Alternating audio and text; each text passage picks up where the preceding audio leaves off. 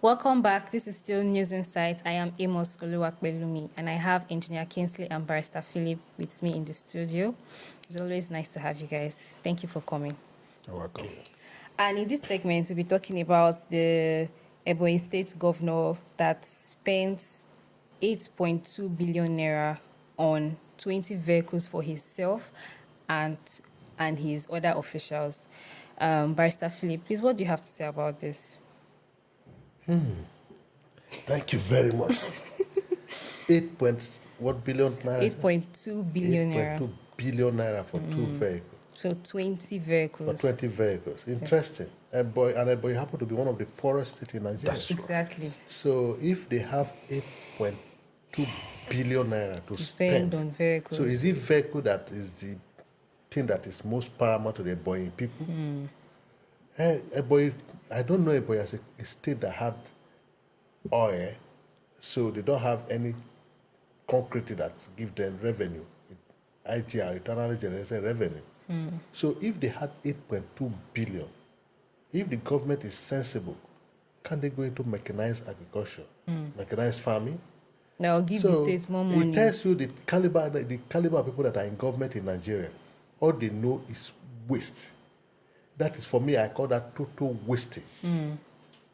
Total wastage.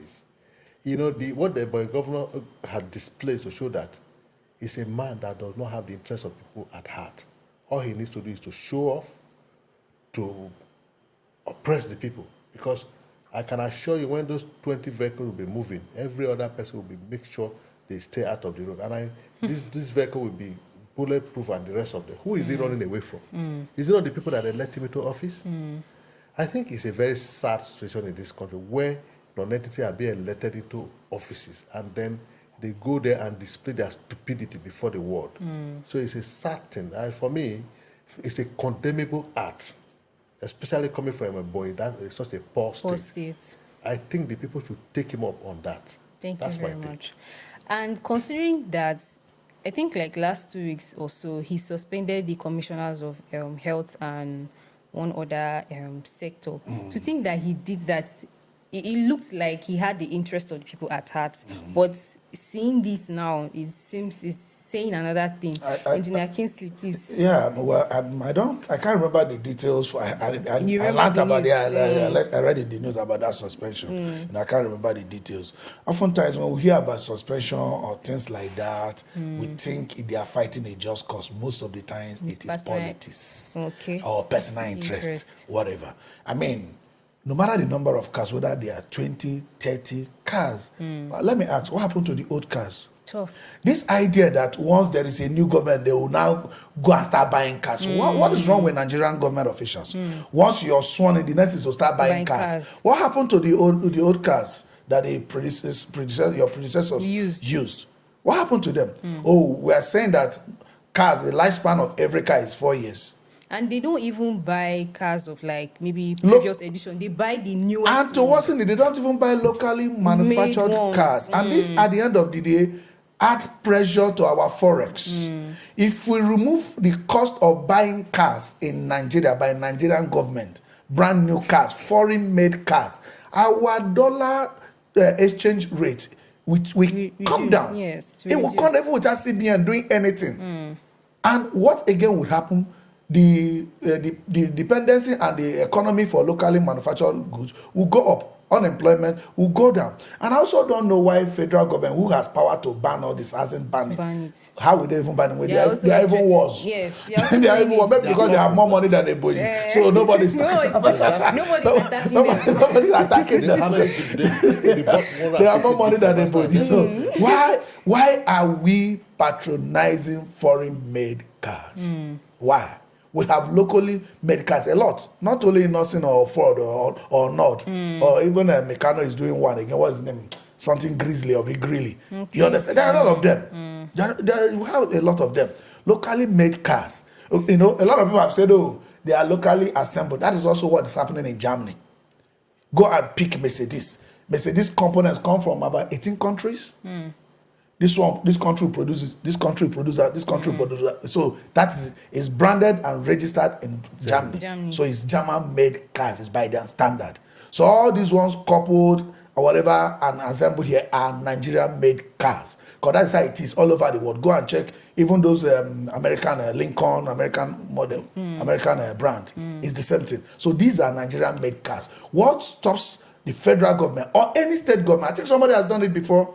Was it Obi that did it when he was Anambra State Governor? I can't remember that. Insisted he must use locally made cars. You understand? Why are they not doing that? If car becomes the priority, the money you don't have, you are spending. Ebonyi is one of the poorest. Yes. Their IGR is barely 12 point something last year. Maybe they have improved now. No. They only rank better than I think Katsina and Kebbi also. To let you know, and Yola or thereabouts, Adamawa. They are just one of the lowest, the states that have lowest IGR. And you are spending 12 point something billion on cars. You know, initially they allocated in the budget. They allocated 1 billion to this cars, these vehicles. They allocated 1 billion, and then they went through corners like to the back, and then they added 7.2 billion to it. So and I'm wondering, and they said this allocation, it was made without budgetary allocation, and it was made through the office of the secretary.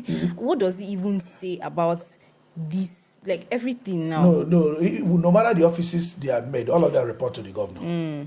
It's at the governors. You don't know how they run state these days. Governors run the state like it's their family, like their personal business. So whether it pass through or the general of the state or this, hello, do this, they do it.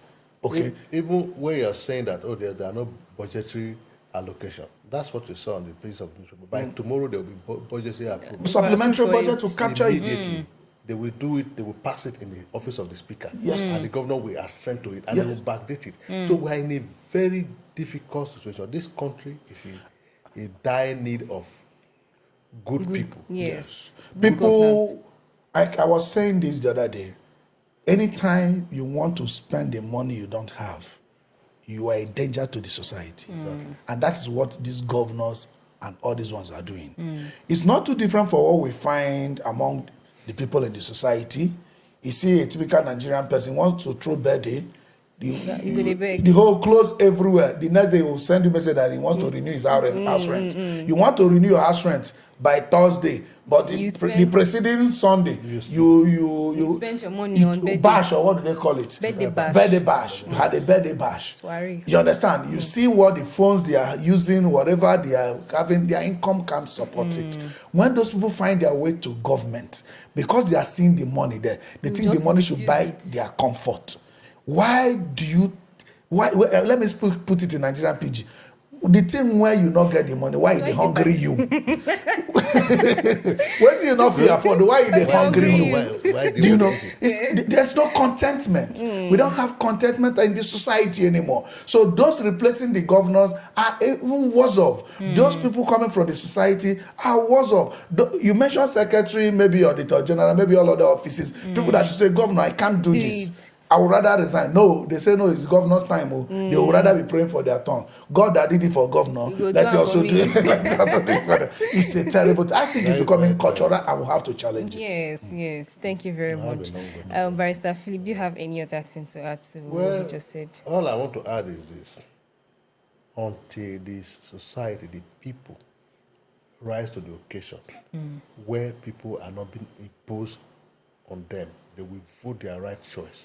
So that if they vote the right person into office and he misbehaves, they can either recall him or vote him out. We know the story behind this governor of Ebonyi State. He's a godson of somebody up there. So there must be kickback. So you also in this platform we have spoken so much about rivers, where godfather and godson are at loggerhead because the returns are not being made. So all this one, it's more than what meet the eyes. Whether 8.2 billion was spent on vehicle and all that, it goes to different places. That's why even if you bring allegation and accusation, you won't see the light of the day. So I will charge the Nigerian people to rise up to the occasion. It is time for us to take our destiny in our own hand. Until we do that, we'll continue to go back and forth. We can come and speak all the grammar here. It won't change the situation until we do the needful, until we do the right thing. So Ebonyi people should rise up to the occasion. Thank you very much, Pastor Philip. And Yakis, do you have any last thoughts on this too? No, Ebonyi people should rise up to the occasion. Okay. They should understand that there is nothing like government money. What you call government money is actually the people's money. So when you spend my money the way I don't like it, I should challenge you. The money does not belong to the governor. It belongs to the people of Ebonyi State. If Ebonyi State people didn't want car, it's not just prerogative of governor to be spending money or whatever he likes. They can challenge it. Thank you very much. Thank you. Thank you, Barrister Philip and Engineer Kingsley, for coming. It's always an insightful time with you guys. Thank you very much. And thank you all for viewing. This is still News Insights. I am Pelumi Amos. Until next time, bye.